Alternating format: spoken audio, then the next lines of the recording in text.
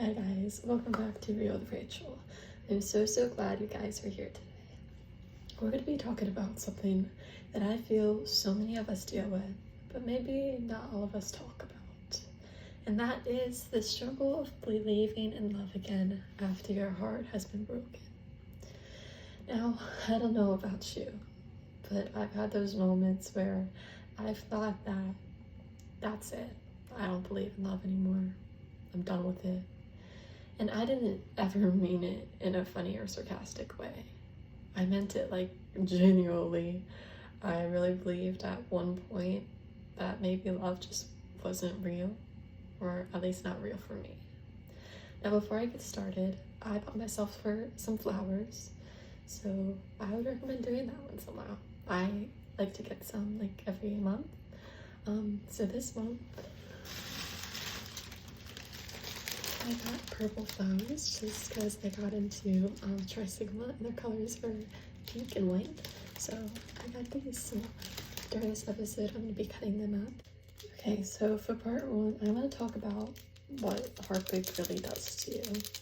So when you go through a heartbreak that's big, it's not just a small fling, not just we weren't compatible, a relationship that you saw a whole future with somebody. Whenever you go through a relationship like that, it seriously does something to you. It changes the way you look at people and the way you even look at yourself sometimes. It's not just about being sad, it's about questioning literally everything. Some questions that I asked myself was I just not enough? I waste all of that time. Was any of it real? What if it happens again? That's the scary part, not the ending itself, but the idea of going through that pain all over again. So for part two, I want to talk about why it's hard to believe in love again. So when someone new shows up, even if they're amazing, even if they're genuinely kind and patient, you still have that little voice in your head. That one, I think a lot of people know what I'm talking about, that says, don't trust it, don't fall for it, don't you dare give your whole heart to somebody new, because remember what happened last time? And that's why it makes it so hard. It's not that we don't want to love again, because deep down, we do. We want connection. We want to be chosen. We want that feeling of safety.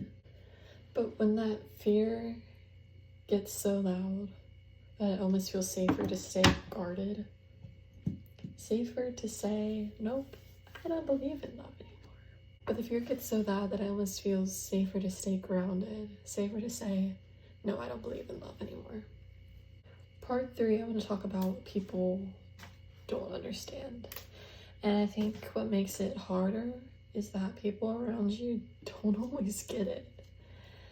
They'll say things like, oh, just put yourself out there, or you'll find somebody new. And you just want to roll your eyes, because if it was that easy, you'd already be doing it. It's not about finding somebody new. It's about trusting love again. And that's a much deeper and much scarier process. So the next section I want to talk about is my personal experience. I remember having this phase where I told myself I don't believe in love anymore. And I lived in that mindset for a really long time. And it honestly felt safer, because if I didn't believe in it, I couldn't get hurt by it, right? But here's what I eventually realized. Love itself didn't hurt me. A person did. A situation did. That's not the same thing. But when you're in the middle of it, it all kind of blurs together. You start to see love as the enemy. Part 5 is about slowly rebuilding itself. Believing in love again, trust me, does not happen overnight. It happens slowly, piece by piece. And for me, it started with little things, like buying myself flowers, letting myself laugh again, allowing myself to even think about the idea that maybe not everybody is going to hurt me. It really is still a process, even for me. Some days I'll feel hopeful, and other days I'll feel like I'm right back where I started. And that's totally normal. Healing is not a straight line. For part 6, I want to talk about practical struggles. Something else I've noticed is how much heartbreak really changes the way you approach relationships. You start overanalyzing, second-guessing everything. Someone doesn't text you back right away, and suddenly your mind is spiraling. Here we go again. They're going to hurt me. They're gonna leave. Or maybe you just hold back pieces of yourself because you're scared that if you show the real you, it'll be too much. Might even push good people away just because it feels safer to reject them before they have the chance to reject you. That's the messy side of trying to believe in love again. It's not just emotional, it's behavioral. It shows up in the way you talk, in the way you love, in the way you protect yourself.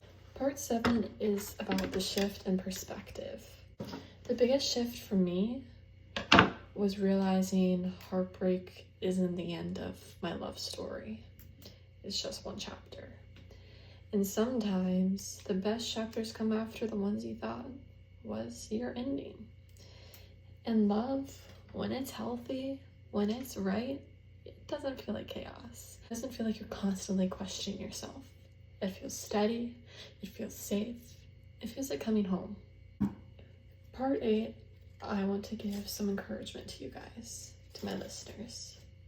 So if you're listening to this right now, and you're in that place where you don't believe in love anymore, I just want you to know that you're not broken. And you don't have to rush. Take your time, feel what you need to feel, but please don't close that door forever. Because love has a way of finding us again. Sometimes when we least expect it. Alright, that's what I wanted to share today. This struggle is real, but it doesn't have to define you forever. Okay, so thank you guys so much for hanging out with me today on Real with Rachel.